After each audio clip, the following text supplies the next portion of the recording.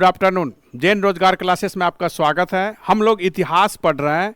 इतिहास में जैसा कि हमने पिछले क्लास में आपको बताया कि आधुनिक भारत से सबसे अधिक प्रश्न आपसे पूछी जाती है, और आधुनिक भारत में जो सबसे प्रारंभिक शुरुआती है वह है यूरोपियन कंपनी।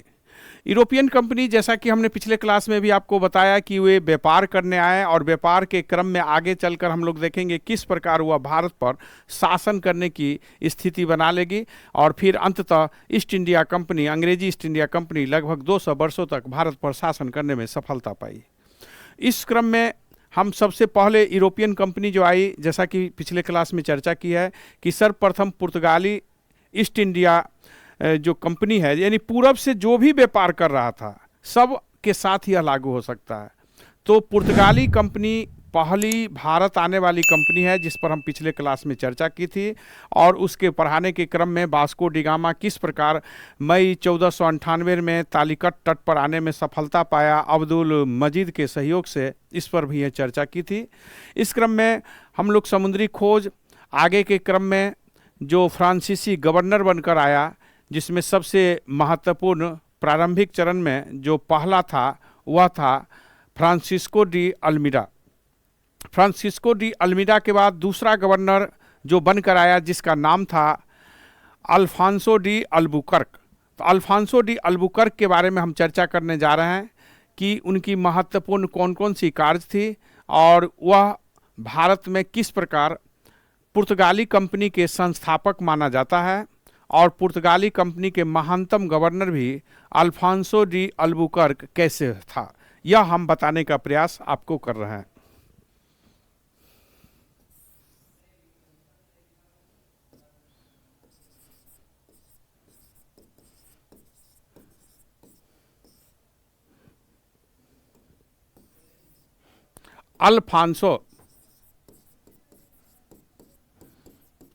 अल्फांसो डी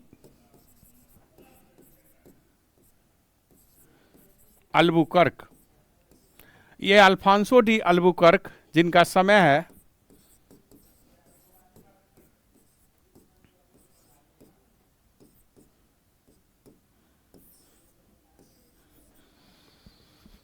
देखिए, अल्बुकर्क भारत में महानतम पुर्तगाली गवर्नर था।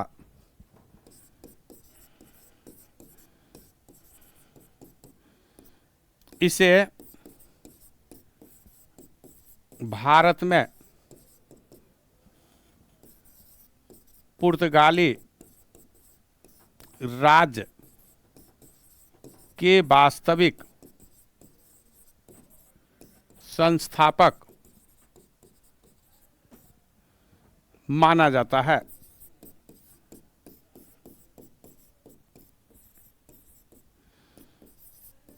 इन्होंने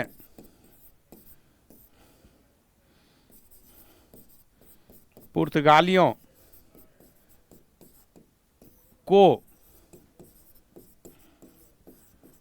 जनसंख्या बढ़ाने के लिए भारतीय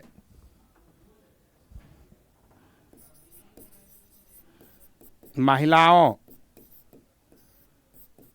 से विवाह करने के लिए प्रोत्साहित किया। यानी विवाह करो, भारतीय महिलाओं से जनसंख्या बढ़ाओ।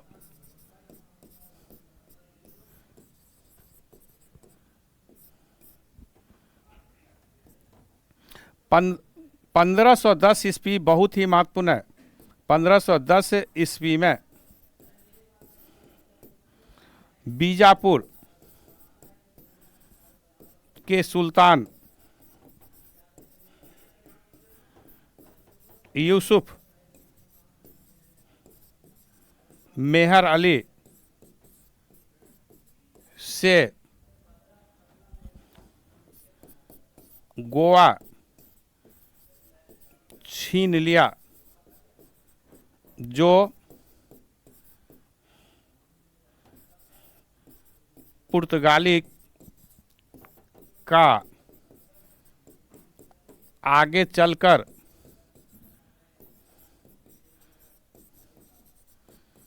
मुख्यालय बना। देखिए, अल्बुकर्क सबसे महत्वपूर्ण पुर्तगाली गवर्नर हुआ। अल्फांसो डी अल्बुकर्क 1509 ईस्वी में भारत में पुर्तगाली गवर्नर बनकर आया और 6 बरस तक भारत में इस पद पर 6 वर्षों तक, आप देखिए कि 6 वर्षों तक इस पद पर रहा। और ये 6 वर्ष के दौरान हम देखेंगे कि इन्होंने भारत में इस तरह की रूपरेखा तैयार कर दिया कि पुर्तगालियों के भारत में संस्थापक अल्बुकर्क को माना जाता है। आपके लिए बहुत महत्वपूर्ण है, ये प्रश्न आपसे पूछी जाती है बार बार। फ्रांसीसी ये पुर्तगालियों का सबसे महानतम गवर्नर भी यदि पूछा जाए तो अल्बुकर्क को ही बताना है।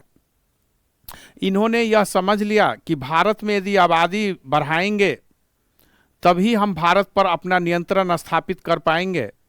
तो इसलिए इन्होंने पुर्तगालियों को कहा कि भारतीयों से विवाह करो, और जो पुर्तगाली भारतीयों से विवाह किया उनको विभिन्न प्रकार की राजकीय सुविधा भी प्राप्त हुआ, बहुत सारा उनको सुविधा मिला।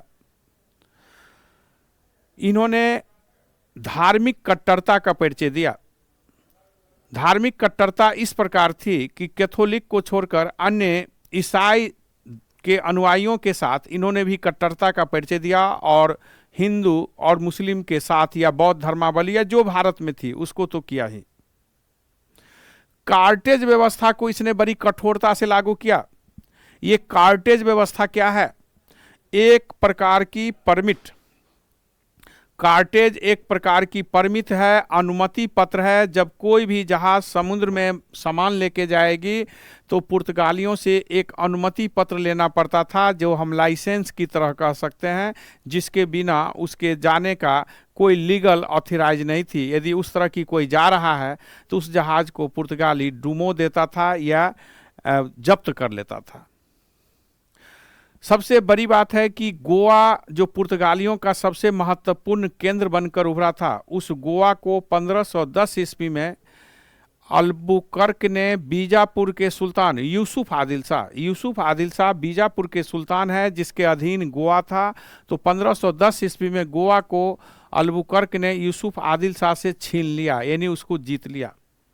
और यही 1530 ईस्वी में गोवा जो पुर्तगालियों का भारत में मुख्यालय बना, हेडक्वार्टर बना, और ये हेडक्वार्टर पुर्तगालियों का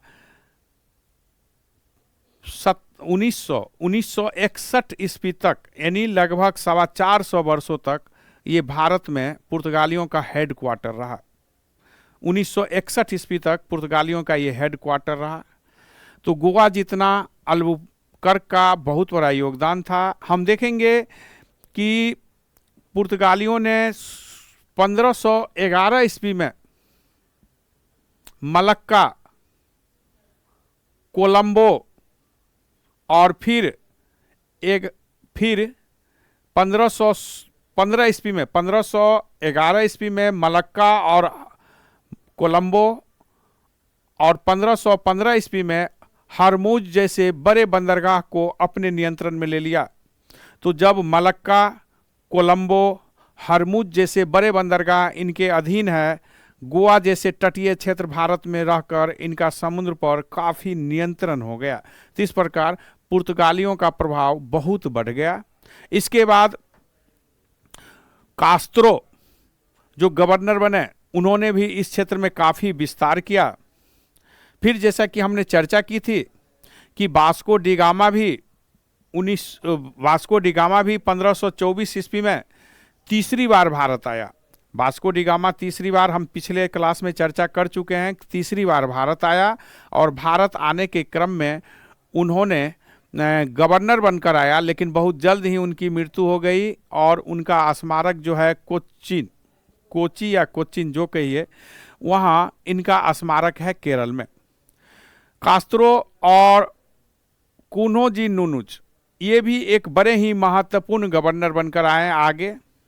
ये कुन्नो जो गवर्नर बनकर आए, इन्होंने भी अपने क्षेत्र का विस्तार किया और समुद्र पर अपना नियंत्रण बनाया रखा। लेकिन एक बहुत बड़ी घटना होगी, ये 16वीं शताब्दी में तो अपना नियंत्रण स्थापित करता गया, विस्तार करते गया, धीरे धीरे ये हिंद महासागर क्षेत्र में एकाधिकार लगभग 150 वर्ष तक रखा। लेकिन हम देखेंगे 17वीं शताब्दी के उत्तरार्ध के आसपास, यानी 1640 ईस्वी के बाद, हम 1640 ईस्वी के बाद देखेंगे कि डच कंपनी बहुत तेजी से उभरेगी और वह इस तेजी से उभरा और उसके परिणाम ज्यों ज्यों डच कंपनी भारत में अपना प्रभाव जमाएगा, उसी अनुपात में पुर्तगाली कंपनी भारत में कमजोर होते जाएगा। तो पुर्तगालियों का मुख्यतः भारत में जो है गोवा क्षेत्र उनका बना रहा और गोवा को लिए हमें फिर संघर्ष करना पड़ा। अंत में 1961 में हम उसको जीत पाए। हम लोग को एक बड़ी ही महत्वपूर्ण बात समझना है, परीक्षा के दृष्टि से जो महत्वपूर्ण है हम उसको पढ़ने पर इंटरेस्ट लें, यही हमारी सफलता का राज होगी। और हम बताना चाहेंगे कि एक बहुत ही महत्वपूर्ण है कि पुर्तगालियों का भारत में क्या देन है। पुर्तगालियों का देन,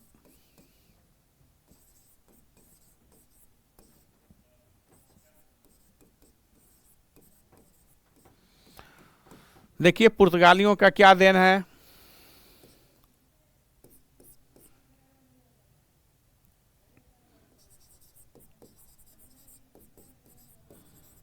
आधुनिक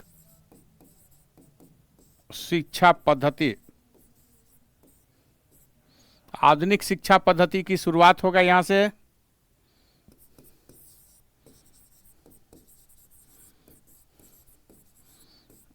आधुनिक न्यायालय,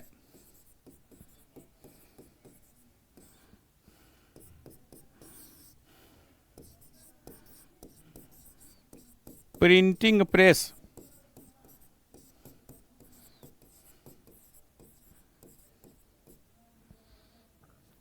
प्रिंटिंग प्रेस की शुरुआत 1556 ईस्वी से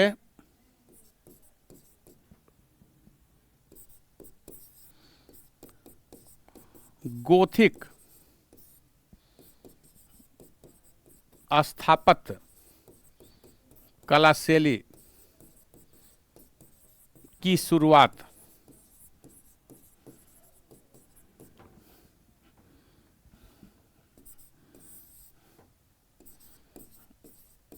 तंबाकू,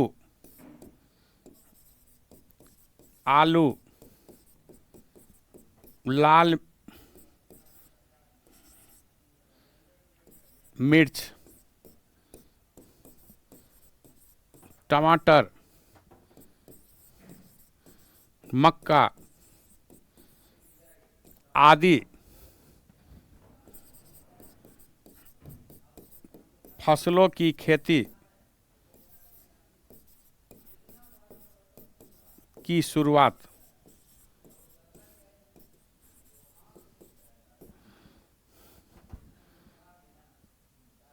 हुआ।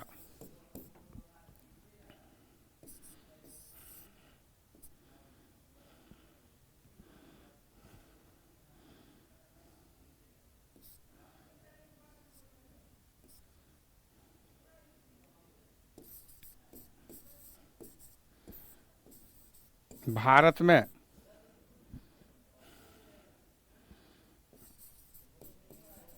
आधुनिक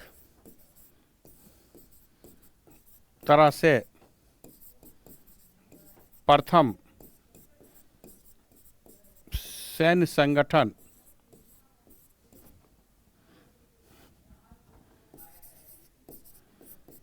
पुर्तगाली द्वारा बनाया गया।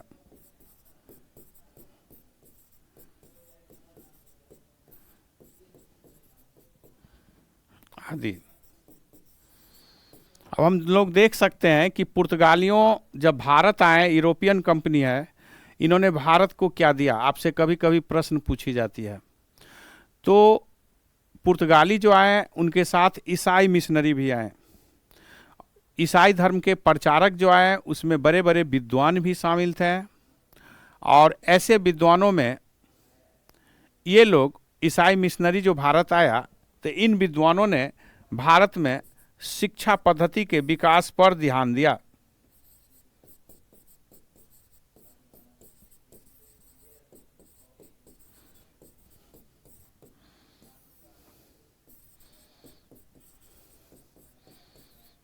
तो शिक्षा पद्धति पर ध्यान दिया। जिस तरह आप लोग नाम सुने होंगे, सेंट जेवियर्स का नाम तो सुने होंगे, बिहार में अभी अभी उस पर बहुत बड़ा संस्था बनाने की घोषणा हुई है। तो सेंट जेवियर्स जैसे बड़े जो ईसाई मिशनरी प्रचार करने आए, तो उन्होंने जो शिक्षा पद्धति भारत में बीजरोपण किया, इससे आधुनिक शिक्षा की शुरुआत हुई। आधुनिक तरह की न्यायालय की भी शुरुआत पहली बार गोवा क्षेत्र से ही भारत में हुआ, जो पुर्तगालियों द्वारा लाया गया। उसमें किस प्रकार की वाद विवाद होती थी, स्पष्ट रूप से उसका विवरण हम लोग के पास उपलब्ध मिलता है। Printing press. प्रिंटिंग प्रेस एक क्रांतिकारी घटना है। आपको ध्यान रखना है कि यूरोप के पुनर्जागरण के इतिहास में प्रिंटिंग प्रेस यानी जो छापा खाना है, इसका बहुत ही महत्वपूर्ण है, योगदान है। गुटेनबर्ग द्वारा प्रिंटिंग प्रेस की शुरुआत किया गया, और जैसा कि मार्टिन लूथर किंग का कथन है कि प्रिंटिंग प्रेस की शुरुआत ये महान ईश्वरीय देन है, यानी ईश्वर की महान देन बताया प्रिंटिंग प्रेस की, छापा खाना की। और छापा खाना में पहली छापी हुई पुस्तक जो है वह बाइबिल है। ईसाई धर्म की जो पुस्तक है बाइबिल, यह प्रिंटिंग द्वारा यानी कि छापा गया पहली पुस्तक है। अब छापने पर पुस्तक क्या है कि बहुत ज़्यादा मात्रा में और कम प्राइस में उपलब्ध होने लगा। उससे पहले लिखी जाती थी पुस्तक, जो बड़ी जटिल थी, सबके पहुंच से बाहर थी। तो प्रिंटिंग प्रेस की जब शुरुआत हो गई तो इससे काफ़ी लाभ मिला, और इससे पुस्तक सस्ती और अधिक व्यक्ति तक पहुंचने में बहुत ही सहज हो गया। भारत में गोवा में 1550 के दशक में प्रिंटिंग प्रेस की शुरुआत की हलचल हुई, 1552-53 के आसपास। लेकिन वास्तव में जो प्रिंटिंग प्रेस से पुस्तक छापी गई, वह पहली पुस्तक 1556 ईस्वी में होगा, जो प्रिंटिंग प्रेस की वास्तविक शुरुआत हुई, जहां से लार्ज नंबर पर बुक्स छापे गए, और यहाँ से भारत में प्रिंटिंग प्रेस की शुरुआत हुई। तो प्रिंटिंग प्रेस पुर्तगालियों का भारत में देन है, और ये बहुत ही महत्वपूर्ण बात है, क्योंकि अधिक से अधिक तक व्यक्ति तक ज्ञान पहुंचाने में निश्चित ही छापा खाना जो है, प्रिंटिंग प्रेस का योगदान अमूल्य है, जिसकी आविष्कार गुटेनबर्ग ने किया था। गुटेनबर्ग। गॉथिक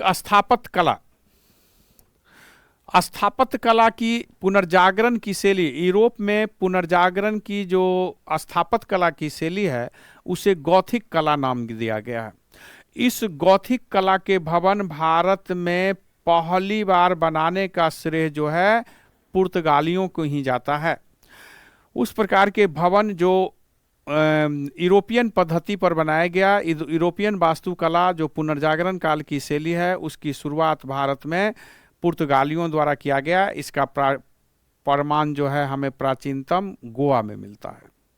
जैसा कि आप जानते हैं कि भारत में पहली चर्च की जो बात उठती है, तो ये बहुत प्राचीन काल में शुरू हो जाता है, क्योंकि भारत आने वाला ईसाई पहला प्रचारक जो ईसा मसीह के शिष्य थे, वह संत थॉमस थे, जो प्रथम शताब्दी ईसा पूर्व में भारत आए, और पहलव वंश के गोंड फर्निस के दरबार में भी लगभग 40 एडी ईस्वी सन के आसपास गए थे।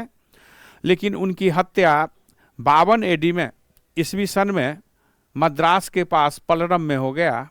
उनका स्मारक त्रिशूर में है। त्रिशूर कहाँ है? केरल में। तो भारत में चर्च की वास्तविक शुरुआत भले ही पुर्तगाली द्वारा हुआ हो, लेकिन पहला जो भारत में चर्च है वह है त्रिशूर में चर्च है, और वह केरल में है, जहां सेंट थॉमस का चर्च है, और जिनकी 52 एडी में 52 ईस्वी सन में 52 एडी में जिनकी हत्या कर दी गई थी। हालांकि इसको पुनर्निर्माण बार बार किया गया होगा, लेकिन सबसे पुराना यदि चर्च की बात करेंगे तो त्रिशूर केरल चर्च की बात हम कर सकते हैं। इस प्रकार आप देखेंगे कि भारत में तंबाकू, आलू, लाल मिर्च, टमाटर, मक्का ऐसे कुछ बड़ी फसल है, बहुत ही महत्वपूर्ण फसल है। इसकी शुरुआत भी भारत में पुर्तगालियों द्वारा किया गया, यानी आलू और मक्का जैसे फसल निस्संदेह जो बहुत बड़ा महत्वपूर्ण सब्जियां और चारागाह और खाद्यान्न के लिए उपलब्ध है, वह पुर्तगालियों द्वारा किया गया। जो एक तंबाकू, जो एक व्यसन है, एक नकारात्मक सेवन पद्धति है मानव में, तंबाकू की शुरुआत भारत में पुर्तगालियों द्वारा ही किया गया। पुर्तगाली ही भारत में तंबाकू लाया, और फिर जहांगीर के काल में पुर्तगालियों ने खेती करना प्रारंभ किया तंबाकू का। हालांकि इसका भारी विरोध भी हुआ, जिसके कारण तंबाकू की खेती कुछ समय के लिए जहांगीर ने बंद भी करवा दिया था। तो आप देख सकते हैं कि पुर्तगालियों की आधुनिक सैन्य संगठन, भारत में सैनिकों का जो संगठन है, भारत में आधुनिक तरह की सेना की संगठन, उसकी प्रशिक्षण, उसकी रख रखाव की जो सिस्टम है, वह भारत में पुर्तगाली ही लाए थे। पुर्तगाली ही सर्वप्रथम भारत में एक सिस्टमेटिक ढंग से एक नई आधुनिक पद्धति पर सैन्य संगठन बनाने का प्रयास किया था। और फिर हम कह सकते हैं कि ईसाई मिशनरी, जैसा कि हमने अभी अभी चर्चा की कि 52 एडी में हत्या कर दिया गया सेंट थॉमस, प्रथम शताब्दी में भारत आया था, ईसा मसीह के शिष्य थे। लेकिन एक सिलसिलेवर, यानी उसके बाद लगातार जो ईसाई मिशनरी भारत आया, और भारत आकर वह अपने ईसा धर्म के विचार को प्रचार प्रसार किया, धर्मांतरण, ईसाई धर्म में कन्वर्ट यानी धर्मांतरण करने का प्रयास किया, और साथ ही उन्होंने शिक्षा और स्वास्थ्य के क्षेत्र में भी बड़ी ही महत्वपूर्ण योगदान दिया। तो शिक्षा और स्वास्थ्य के क्षेत्र में निस्संदेह ईसाई मिशनरियों का योगदान बहुत ही महत्वपूर्ण है। भले यह उनकी नकारात्मक स्थिति रही कि वे ईसाई धर्म में परिवर्तन भी करते रहें, हिंदू हो या मुस्लिम या बौद्ध या जो भी भारतीय सिख जैन वगैरह जो भारत में धर्म रही, उस धर्म को वे ये ईसाई धर्म में कन्वर्ट करने का प्रयास तो जरूर किया, लेकिन शिक्षा के क्षेत्र में जो ईसाई मिशनरी की योगदान है वह अमूल्य है। जैसा कि आप जानते हैं कि अकबर के दरबार में 1580 ईस्वी में अकबर के दरबार में बाबा आकाबीबा और फादर मानसेट और बाबा आकाबीबा के नेतृत्व में एक शिष्टमंडल गया था 1580 ईस्वी में गोवा से। कहाँ से गया था? गोवा से।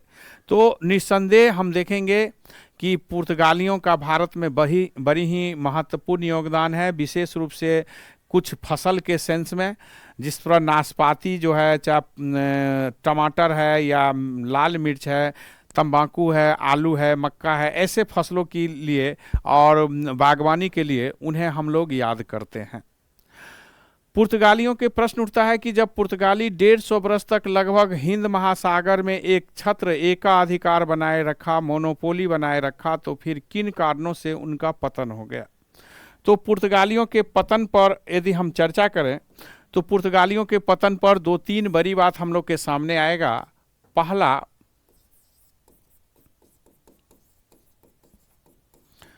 पुर्तगालियों के पतन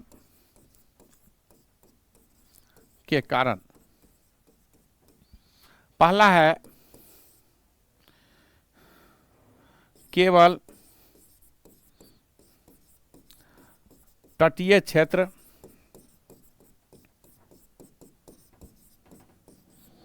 और समुद्र पर नियंत्रण, केवल तटीय क्षेत्र और समुद्र पर नियंत्रण।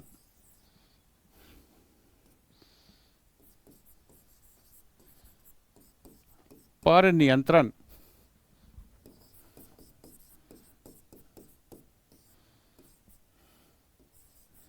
में विश्वास रखा।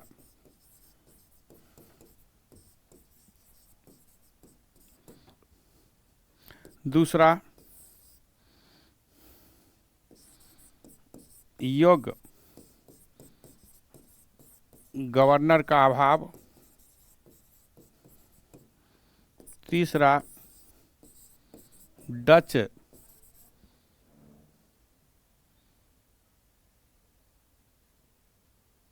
के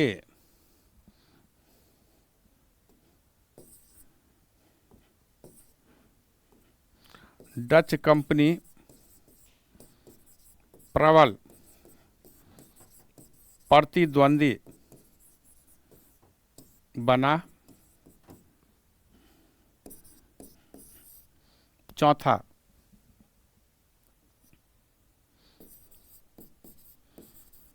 कार्टेज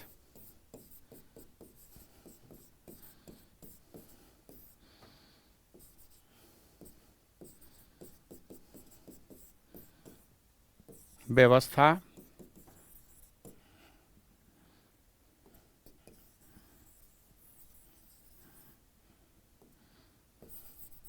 कार्टेज व्यवस्था,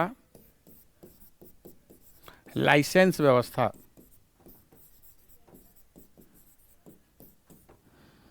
पांचवा,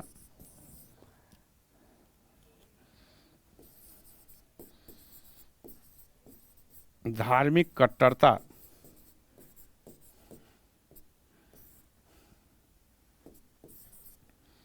आदि। भारत ने 1961 में गोवा पर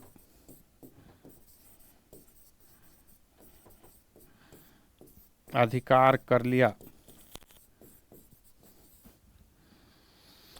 अब आइए कि पुर्तगाली आखिर क्यों पतन हुआ। आपसे कभी कभी प्रश्न पूछने का कोई एक ढंग नहीं होता है, आपसे हम बार बार ये रिक्वेस्ट करेंगे। किसी भी विषय को पूरी तरह समझना आपके लिए बहुत ही जरूरी है, क्योंकि प्रश्न पूछने की कोई एक निश्चित रास्ता नहीं होती है। अनेक तरह से विभिन्न तरह से आप पूछ दिया जाएगा निम्नलिखित में कौन स्टेटमेंट पुर्तगालियों के पतन का कारण नहीं था। अब 4 स्टेटमेंट दे देगा, उसमें से आपको ये ढूंढना है। तो पुर्तगालियों के पतन के कारण कई कारण थी, जिसमें एक तटीय क्षेत्र में पुर्तगालियों भारत के स्थल भाग में अंदर आकर इंटरनल क्षेत्र में नहीं होकर वह एक्सटर्नल यानी कोस्ट क्षेत्र जो है हमारा जो तटीय क्षेत्र है वहाँ उसमें रहकर सिर्फ समुद्र पर नियंत्रण करके अपने को स्थापित कर प्रभुत्व स्थापित करने का प्रयास किया। तो समुद्र पर तो भले ही वह 100-150 बरस तक रख पाया, लेकिन स्थल भाग में वह नहीं कर पाया और उसकी ये सोच थी यह गलत थी। क्योंकि शासन जनता पर करोगे तो देश के अंदर, ना कि तटीय क्षेत्र और सिर्फ समुद्र पर नियंत्रण करके कोई भी किसी देश पर तो कब्जा करता है, लेकिन उस पर शासन करना बड़ी ही जटिल होती है। तो भारत के या व्यापार भारत में चाहे मुगल वंश करता हो या कोई भी यूरोपियन कंपनी करती हो या अरब मुस्लिम कर रहे थे, उन सभी के साथ इसने कठोर नीति जरूर अपनाया, लाइसेंस देने के लिए विवश किया, लेकिन यह अस्थायी शासन की एक पद्धति नहीं थी। योग्य गवर्नर, जिस तरह हम देखते हैं अल्फांसो डी अल्बुकर्क योग्य गवर्नर हुआ, फिर उससे पहले फ्रांसिस्को डी अल्मीडा भी योग्य गवर्नर था, कास्त्रो और नूनीज जैसे गवर्नर हुए, लेकिन उसके बाद और गवर्नर बहुत महत्वपूर्ण गवर्नर नहीं पाए, अधिक वह योग्य गवर्नर नहीं आए। लगातार योग्य गवर्नर की जरूरत थी जो पुर्तगालियों नहीं पूर्ति कर पाई। डच कंपनी, जो पुर्तगाली कंपनी के 100 बरस बाद यानी 1502 ईस्वी में पुर्तगाली कंपनी भारत आई थी और 1602 ईस्वी में डच कंपनी भारत आई और डच कंपनी पुर्तगाली कंपनी का प्रतिद्वंदी कंपनी। आपसे पूछा जाएगा कि डच कंपनी के पतन का एक कारण है, तो उसका एक कारण है आपसे पूछा जाएगा कि पुर्तगाली कंपनी के पतन का एक कारण है, तो डच कंपनी भी। डच कंपनी धीरे धीरे पुर्तगालियों से संघर्ष करने लगा, उसका प्रतिद्वंदी बन गया, उसका प्रतिस्पर्धा करने लगा और उनके बहुत सारे क्षेत्रों पर इसने कब्जा कर लिया।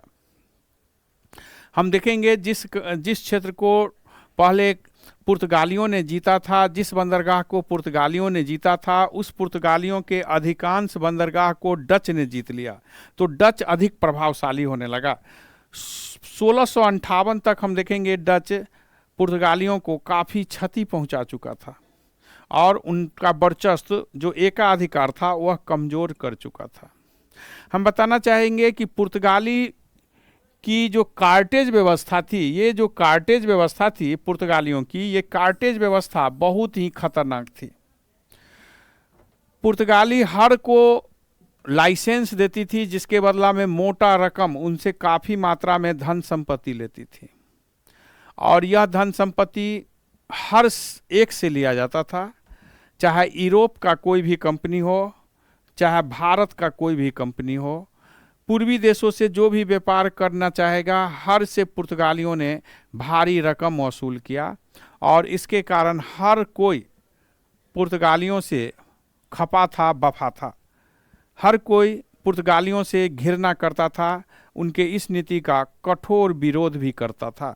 इस कारण हर एक व्यक्ति जो पुर्तगाली नहीं थे या पुर्तगाली से बाहर के जो व्यक्ति है, उसने पुर्तगाली का कठोर मुकाबला किया, विरोध किया और अंततः पुर्तगालियों के पतन का एक बहुत बड़ा कारण बन गया उसका कार्टेज व्यवस्था। समुद्र में जहाज को आने जाने पर लाइसेंस लेना, उसके बदला में वे रकम लेते थे, धन संपत्ति लेते थे और जो कार्टेज व्यवस्था का पालन नहीं करता था उसकी जहाज को पकड़ लेना, डुबो देना, अपने जब्त कर लेना एक सामान्य सी प्रक्रिया बना लिया था। इस कारण इनका विरोध ही बहुत अधिक हो गया था। धार्मिक कट्टरता पुर्तगालियों के पतन का एक बहुत बड़ा कारण था। धार्मिक कट्टरता, पुर्तगालियों ने धर्म के प्रति बहुत ही अधिक कट्टरता दिखाई। हिंदू धर्म, मुस्लिम धर्म हो या बौद्ध धर्म, जैन धर्म, जो भी धर्म हो, उस धर्म के प्रति तो कट्टरता दिखाया ही। उन्हें ईसाई बनाने के लिए मजबूर किया, तलवार के बल पर नहीं मानने वाले को क्रूरतापूर्वक अमानवीय तरह से यातना दिया, हत्या करवा दिया, ऐसे हजारों की संख्या में। इतना ही नहीं, ईसाई में भी कैथोलिक को छोड़कर अन्य धर्मावली यानी इंग्लोलिस्ट हो या लूथिस्ट हो या प्रोटेस्टेंट हो, ऐसे जो ईसाई के अलग अलग संप्रदाय हैं, अलग अलग समूह है। जिस तरह हिंदू में हम लोग क्या है, वैष्णव है, शैव हैं, शक्त धर्म है, तो इस तरह से भी जिस तरह हीनयान या महायान आप जानते हैं बौद्ध धर्म में शाखा है, उसी प्रकार ईसाई धर्म में भी कई ब्रांचेज हैं। तो एक ब्रांचेज मूल ब्रांचेज जिससे ये जुड़ा हुआ था कैथोलिक, उसको छोड़कर अन्य ब्रांचेज के जो सदस्य होते थे या वे व्यापार करने आते थे या वे जो धर्म की अपनी प्रचार प्रसार करते थे, तो उसका भी पुर्तगाली भारी विरोध करता था। तो स्वाभाविक है कि सब तो आपके विरोधी हैं ही। हर एक तो आर्थिक दंड दे रहे थे कार्टेज व्यवस्था द्वारा, और धार्मिक में भी इतनी कट्टरता थी कि यूरोपियन समुदाय के व्यक्ति भी उनसे नफरत करने लगा, उनके विरोध में आने लगे। तो ये सभी कारण अंततः पुर्तगालियों के पतन का कारण बना। भारत में भारत सरकार ने 1961 में 61 में गोवा मुक्ति मोर्चा के सहयोग से हम देखेंगे कि पुर्तगालियों को भारत सरकार अपने सैन्य बल के प्रयोग कर बाहर कर दिया। इस प्रकार गोवा को पहले भारत का केंद्र शासित प्रदेश बनाया गया। फिर जैसा कि आप जानते हैं कि 1987 में 87 में गोवा को भारत का 25वां राज्य गोवा को बनाया गया था। तो यह एक बहुत बड़ी बात थी, बहुत बड़ी घटना हमारे देश में। पुर्तगालियों का आना था, यूरोपियन कंपनी को आना था, और इसी क्रम में हम अगले यूरोपियन कंपनी पर भी चर्चा करेंगे। बताना चाहेंगे कि भारत में जीता जागता यूरोप, भारत का यूरोप, तो भारत में यदि यूरोप देखना हो तो वह गोवा है। भारत में वेस्टर्न यानी पाश्चात्य सभ्यता संस्कृति का सबसे महत्वपूर्ण केंद्र देखना हो तो वह भी गोवा है। भारत में यूरोपियन फ्रांसीसी, भारत में फ्रांसीसी का जीता जागता उदाहरण देखना हो तो वह पांडिचेरी है। लेकिन यदि यूरोप का हम साक्षात्कार भारत में करना चाहें तो उसमें सबसे महत्वपूर्ण स्थल होगा, वह होगा गोवा। गोवा के बाद ही हम पांडिचेरी या कहीं और की चर्चा कर सकते हैं। तो भारत में यूरोपियन कंपनी का सबसे अधिक प्रभाव गोवा में पड़ा। जैसा कि आप जानते हैं कि 1510 ईस्वी में यूसुफ आदिल शाह से बीजापुर से गोवा को छीना गया था, और 1961 में भारत सरकार ने पुर्तगाली से गोवा छीना। यानी 450 बरस तक, 450 बरस तक लगभग गोवा पर पुर्तगालियों का कब्जा था। और भारत में समान आचार संहिता की बात हम लोग करते हैं। समान आचार संहिता, सिविल जो है संहिता पहली बार गोवा में पुर्तगालियों द्वारा लगाया गया। यूसीसी को पहली बार गोवा में पुर्तगालियों द्वारा ही लगाया गया था। स्वतंत्र भारत में पहली बार समान आचार संहिता 27 जनवरी 2025 को उत्तराखंड में लागू किया गया है। तो स्वतंत्र भारत में समान आचार संहिता लागू करने वाला पहला राज्य उत्तराखंड है, जो 27 जनवरी 2025 को लागू किया है। और स्वतंत्रता से पूर्व भारत में समान आचार संहिता लागू पुर्तगालियों द्वारा गोवा में किया गया था। आपके लिए बहुत महत्वपूर्ण, देखिए पढ़ने के क्रम में जीएस की कोई सीमा नहीं होती है, इतिहास भी बहुत ही विस्तृत है। तो जो समझाते हैं, कुछ लिखते भी हैं, समझाते हैं, लिखते हैं, इसको आप आपस में तालमेल बैठाएं, नियमित क्लास करें तो निस्संदेह आपकी समझ बहुत अधिक हो जाएगी। एडमिशन तो ले लेते हैं, पढ़ते नहीं हैं, सर पढ़ा दिए, रिवाइज नहीं करते, तो फिर तो दिक्कत होगी। जो पढ़ा रहे हैं, समझा रहे हैं, इसका यदि फॉलो करेंगे तो हमें विश्वास है कि आपकी परीक्षा में मैक्सिमम प्रश्न बन जाएगी। 100% कुछ नहीं होती है, इसलिए 100% यदि कोई संस्था या कोई टीचर या कोई व्यक्ति दावा करता हो तो हम इससे परहेज करते हैं। हम वास्तविकता से जुड़े होते हैं। हम यह दावा जरूर करेंगे कि आपकी परीक्षा में यदि 10 प्रश्न हिस्ट्री से आ रही है तो हम पढ़ा रहे हैं तो मिनिमम 8 प्रश्न आप टकराएगा, और मैक्सिमम 10 टकरा सकता है, 9 हो सकता है, लेकिन 7 नहीं होना चाहिए। अपवाद में कभी हो जाए, नहीं तो 8-9 प्रश्न 10 में आप टकराएगा ही। जो पढ़ा दिए, समझा दिए, लिखा दिए, यदि उसको आप सही से एडजस्टमेंट दिमाग में कर लिए तो ये हम लोग का पूरे अब तक का जो रिकॉर्ड है हम उसके आधार पर बताते हैं। आप पूरे विश्वास से जैन रोजगार क्लास से जुड़ें। कोई भी समस्या हो, किसी भी प्रकार की, जो विषय जो सर पढ़ाते हैं, तो आप कमेंट करें। आपकी समस्या जो संभव होगी, हर तरह से आपको सहयोग देने के लिए हम लोग हमेशा तैयार हैं। अब आप देखेंगे कि भारत आने वाली एक दूसरी कंपनी है, जो कंपनी 1602 ईस्वी में आई, और यह कंपनी है पुर्तगाली कंपनी। जैसा कि आप जानते हैं कि पुर्तगाली, हमें याद रखना है कि पुर्तगाली हुगली क्षेत्र में भी अपना केंद्र खोला था। इसको थोड़ा देख लें, इस चीज को एक बार समझें।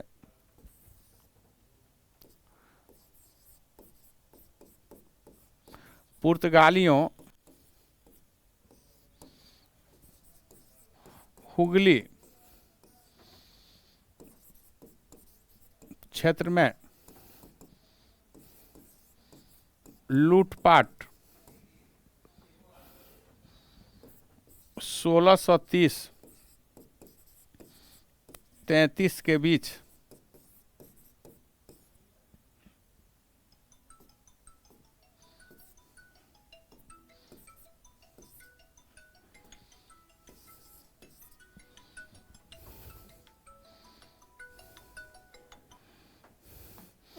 1630-32 के बीच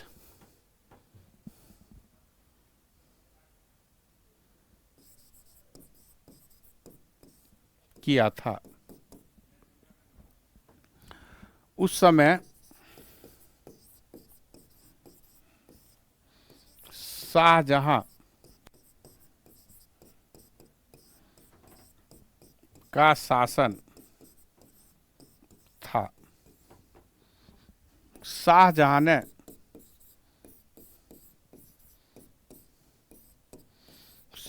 ने कासिम खां के नेतृत्व में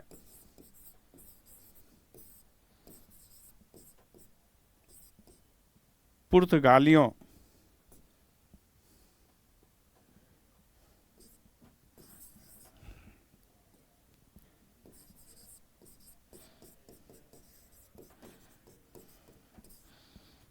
को दमन करने के लिए भेजा।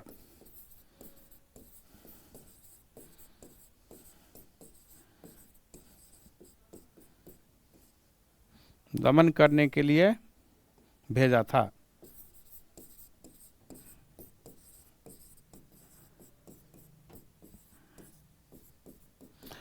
ध्यान दीजिए कि पुर्तगाली उदंड प्रवृत्ति के थे। ये लोग बड़ी ही उदंडता करता था। हुगली पश्चिम बंगाल क्षेत्र पर अपना व्यापार नियंत्रण के लिए, उस क्षेत्र में किसी और अन्य व्यक्ति को व्यापार रोकने के लिए दूसरे जो व्यापार करने वाला जहाज सब होता था उस पर लूटपाट, हत्या, राहजानी कर रहा था। 1630 के दशक में यह चरम पर पहुंच गई थी। यह नहीं थी कि पहली बार और अंतिम बार 1630-32 में किया गया था, बल्कि 1630 के दशक में चरम पर पहुंच गई थी। उस समय शाहजहां मुगल बादशाह है, उसने कासिम खां के नेतृत्व में एक शक्तिशाली सेना भेजकर पुर्तगालियों को कठोर दमन किया था। आपसे बार बार प्रश्न पूछी जाती है कि हुगली क्षेत्र में कौन सी यूरोपियन कंपनी ने उत्पात मचाया था, अत्याचार किया था, लूटपाट किया था। आपसे एक प्रश्न होगी, तो इस प्रश्न का उत्तर देना है कि पुर्तगालियों ने। अब आपको हम 2-4 समय का अभाव होता है, आपको सिलेबस पढ़ना है, फिर भी आपको हम 2-4 प्रश्न बता रहे हैं कि जो हमने अब तक पढ़ाया है उस पर किस तरह से प्रश्न आपसे बन सकता है और किस तरह से परीक्षा में प्रश्न आती है, जो समझाते हैं, बताते हैं, उसी तरह से कौन आएगा, प्रश्न कौन पूछी जाएगी, यह कहना हमारे बस की बात नहीं है। लेकिन जो पढ़ा रहे हैं मैक्सिमम प्रश्न उसी रेंज में होगा, वहीं से उठेगा, उसी में से कभी उठेगा, ये मेरा विश्वास है और ये हमने अब तक प्रमाणित किया है। और आप पूरे विश्वास के साथ इसको समझने का प्रयास करें।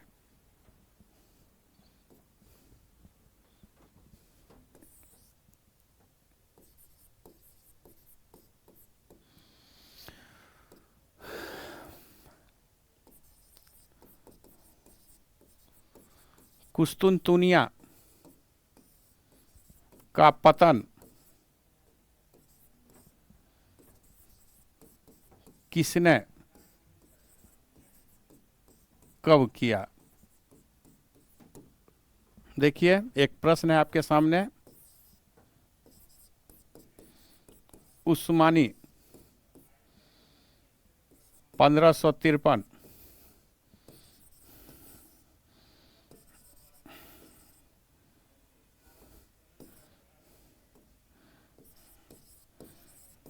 तुर्की 1560, उस्मानी 1453,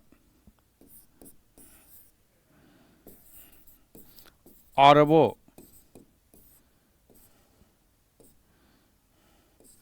1472। दूसरा प्रश्न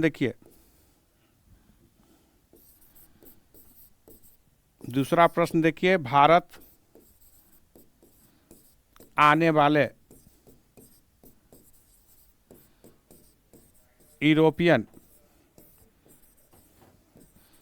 कंपनी में सुमेलित नहीं है। कौन सुमेलित नहीं है? देखिए, कंपनी आगमन वर्ष ए पुर्तगाली 1500, बी डच 1502, सी अंग्रेज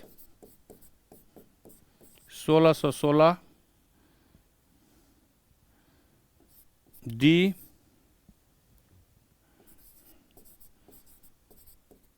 इनमें से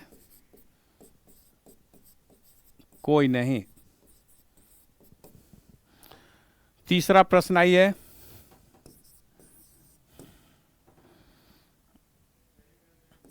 प्रथम पुर्तगाली गवर्नर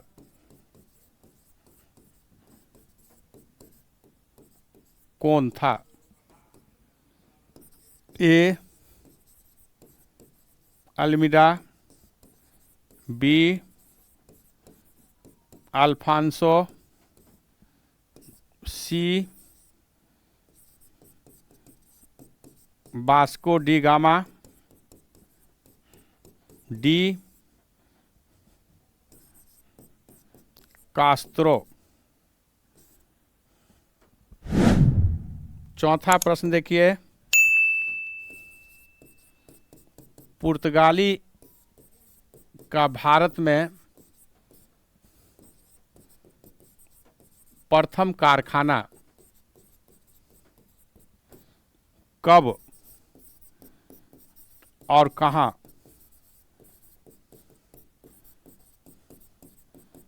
खोला गया? ए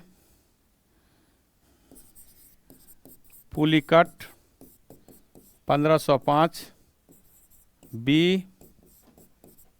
कोचिन 1506, सी कोचिन 1503, डी पुलिकट 1503। अब ये थोड़ा देखिए, ये आपको हमने अब तक 4 प्रश्न दिया है। इस प्रश्न को थोड़ा हम आपको डिटेल कर दें। पहला है कि कुस्तुनतुनिया का पतन किसने और कब किया? किसने किया और कब किया? तो उस्मानी द्वारा किया गया 1453 में, तो ये गलत है। तुर्क द्वारा किया गया 1556 में, तो ये भी गलत है। उस्मानी द्वारा 1453 में किया गया, ये सही है, आपका सी आंसर होगा। डी अरबों द्वारा 1457 में किया गया, ये भी गलत है। उस्मानी खां नाम है, उसी के नाम पर उस्मानी वंश शुरू हुआ, जो कुस्तुनतुनिया बेजेंटाइना पूर्वी रोमन साम्राज्य थी, उसका पतन कर दिया गया और उसके जगह एक नया वंश उस्मानी वंश शुरू हुआ 1453 में। कुस्तुनतुनिया यानी इस्तांबुल जो राजधानी थी उसको जीत लिया। तो यह घटना 1453 ईस्वी की है और ये उस्मानी द्वारा किया गया, उस्मानी खां द्वारा किया गया। तो इस तरह हम देखेंगे, इसका आंसर सी होगा, जो 1453 ईस्वी में। देखिए यहाँ भी उस्मानी है, लेकिन यह 1553 है, यहाँ 1453 है। इसलिए थोड़े थोड़े छोटा छोटा बात है, थोड़ा थोड़ा अंतर के साथ आपके प्रश्न सही और गलत। क्योंकि परीक्षा हॉल में समय की अभाव होती है और प्रश्न के परी आपको बड़ी ही सजग रहना पड़ता है, टाइम को देखना होता है।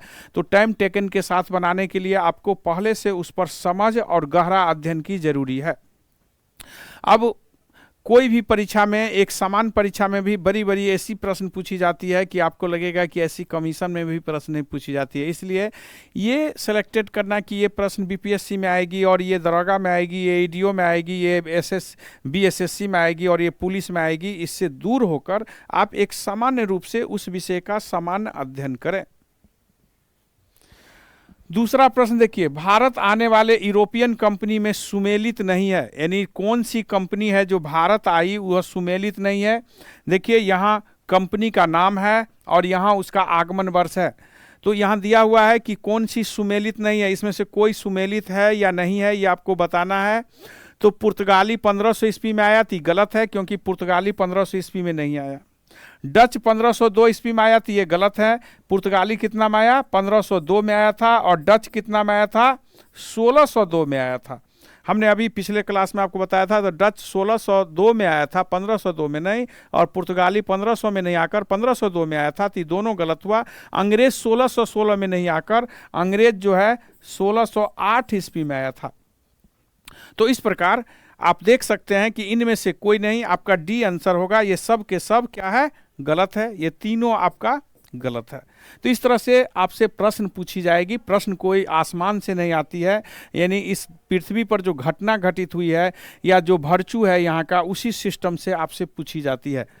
तीसरा प्रश्न देखिए, प्रथम पुर्तगाली गवर्नर कौन था?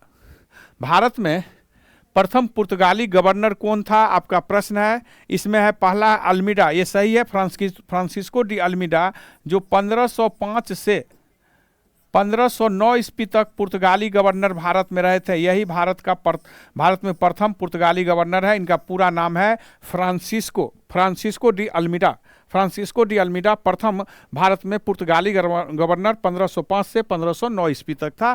तो आपका आंसर ये सही है। अल्फांसो नहीं होगा क्योंकि ये दूसरा गवर्नर है और जो कि भारत के सबसे प्रसिद्ध पुर्तगाली गवर्नर था। वास्को डी गामा भारत की खोज किया था। ये भी गवर्नर बनकर 1524 में आया था, लेकिन मलेरिया रोग के कारण इनकी मृत्यु हो गई।